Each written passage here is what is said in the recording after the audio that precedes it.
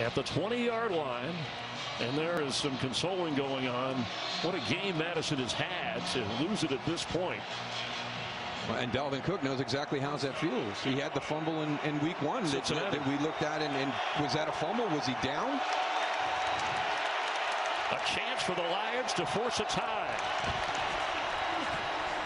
Swift.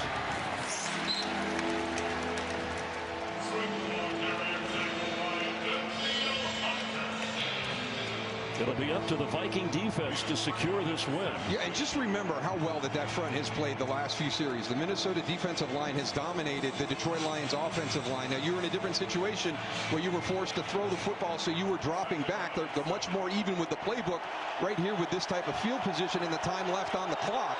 But this defensive line for Minnesota has dominated the last 3 possessions. 4 sacks of the game for Minnesota. Goff with a quick throw, and inside the 10. It's going to be a first down. Amon-Ra St. Brown, who has come back after injury earlier in the game. They're already down Quentin Cephas, and that's a 1st and goal for the Lions. Yeah, he's going to come from the outside. Watch T.J. Hawkinson go through Eric Kendricks right there, trying to get up the field, creates a little bit of separation. Soft coverage by Alexander Mattison in this situation. Mackenzie Alexander. Sorry, Thank you. Because Alexander Mattison turned the football over. The defense of Minnesota backed up on 1st and goal. No timeouts, Detroit. Clock running. Swift running into the end zone. Touchdown, Lions.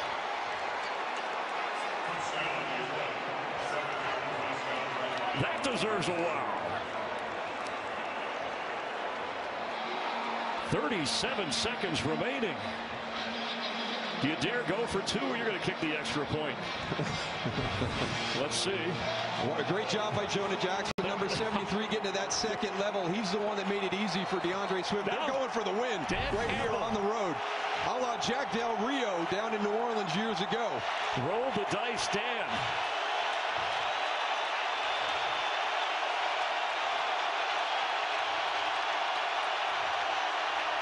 Goff for the lead. The Lions have it. Kadaro Hodge, a 2-point conversion. And the Lions lead by 1.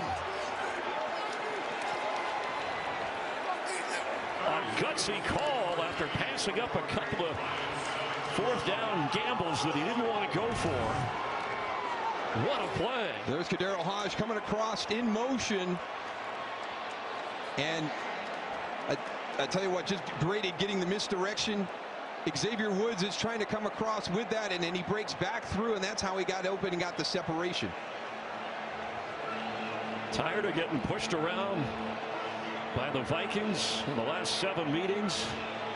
Campbell, for all the questions, pushed the right buttons and got the response he needed from his defense when they took it away from Minnesota.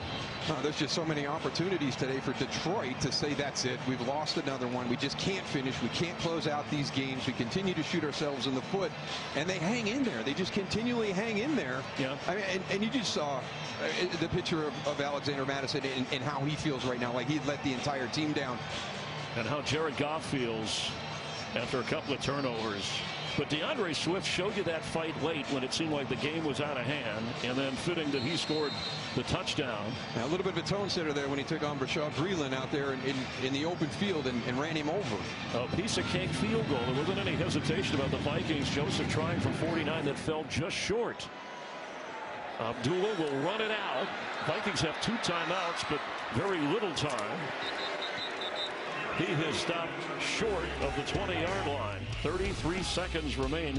Joseph, who made from over 50 with no problem, and this was on the way, but at the last moment, short. Good field position, but when they had a chance to ice it, Madison on a 3rd down run fumbles, and then Swift. Goff on the 2-point conversion to Kadaro Hodge, and that was the gutsy call. Dan Campbell not playing for the tie here in Minneapolis. Cousins still with a chance, and there's Thielen, middle of the field. His first catch of the game, and it's big, and a timeout Vikings. Are they going to call it or no? They have 2 remaining. Minnesota takes a second timeout. This will be a 30-second timeout. 27 seconds. They're going to need about 35 yards to get back in range. Of course, we don't know the range after the Joseph miss from 49. Yeah, and to be quiet all afternoon long, and now here you go making a big play to start this drive. And I do think that that's going to be the big question mark, Chris, is, you know, when you're good from 55 but short from 49, I mean, it's really all about how you hit the football. So you can see Greg Joseph over there warming up, hoping to get an opportunity to win this game.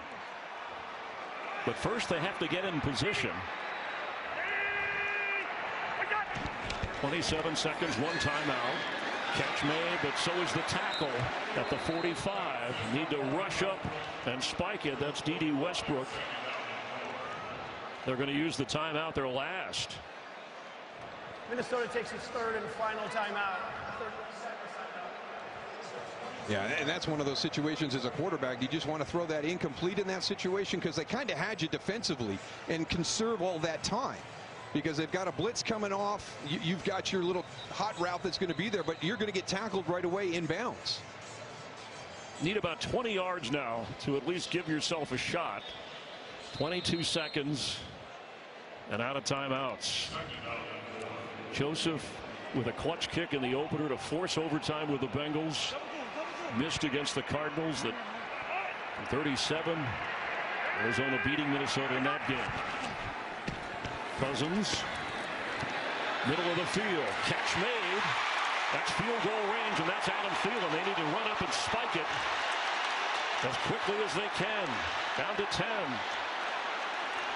9, 8, 6, 7, 5.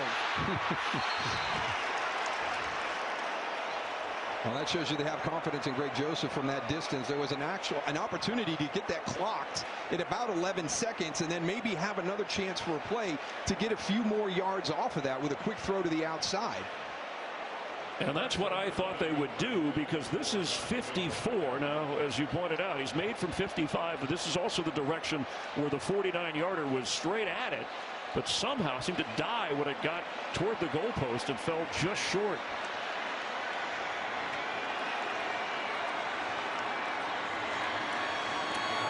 Joseph to give the Vikings the lead back. It's up there, it's out there, and this time it's through as time expires. And the Vikings are going to win this game on a field goal.